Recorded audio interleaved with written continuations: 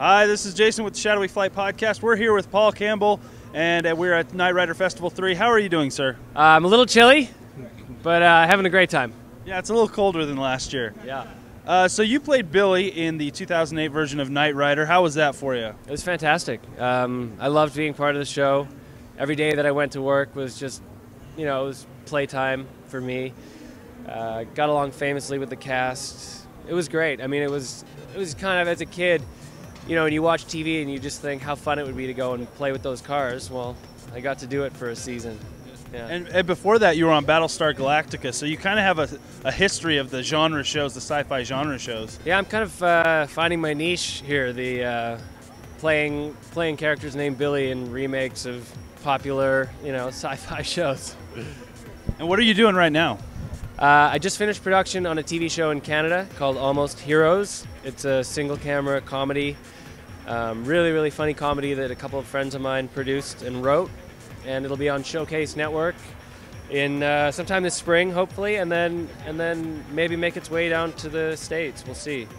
What was one of your favorite things about being in Night Rider? Like, was there something during an episode that you were just like, yeah, this is what it's all about kind of thing?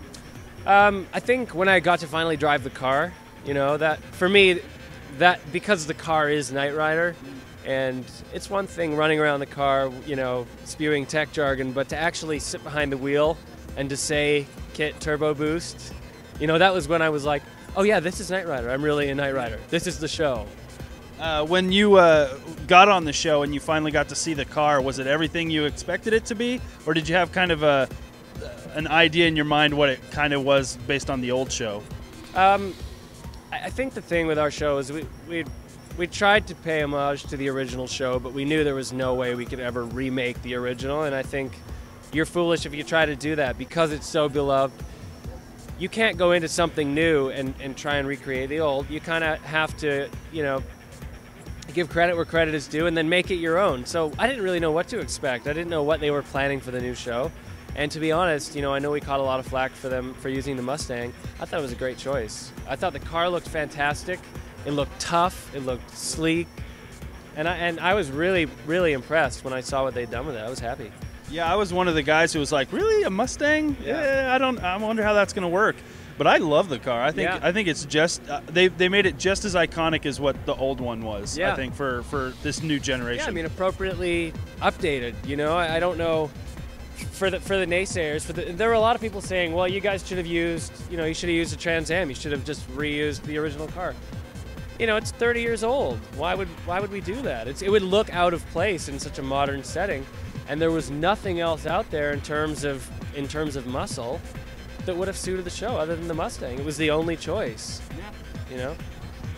How are you liking the festival so far? Festival's fantastic. I met a lot of the fans of both the original show and the new show, and when we were doing the show and the show was airing, and even a little bit after, I'd read online, and there's a lot of I'd go on the blogs and Night Rider Online and stuff, and I kind of felt connected to the fans in a way, but I never really had a chance to meet the real fans of the show. And the people that are coming out to this festival are the true fans of the show because they've traveled from all over the world. So it's really gratifying to have people come up and say, yeah, we did like the new show. I just spat on you. Sorry about that. Because, it was hard after we got canceled. It kind of felt like, oh, maybe it was for nothing, but it really wasn't, and people genuinely liked what we did, which is nice. Was there anything from the show that you managed to walk off the set with? Sense of pride. No, what did I take? The only stuff that I have from the show is actually we had a Knight Rider baseball team or softball team, and we competed against other TV shows. So I have like a Knight Rider baseball jersey, and I have a ball cap with the Cobra on the front that's nobody else has. I mean, there's like 13 of them made, and that's what I got out of the show. And the network paid for that, so thanks, NBC. And do you keep up with any of the other cast members? Yes, I'm still in touch with all of them. I was just speaking with Justin last night, and I spoke with Deanna before I came and tried to wrangle them both into coming, but you know, due to prior commitments, neither of them could do it. They're both really busy, fortunately. Yeah, we totally keep in touch.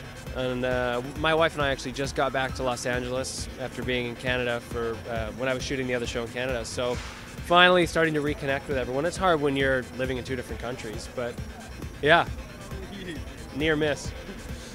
Well, great. Well, thanks for talking with us. Yeah, you bet. And hopefully we'll see you again at one of these events. Certainly will. If it happens, I'll be here. You got it.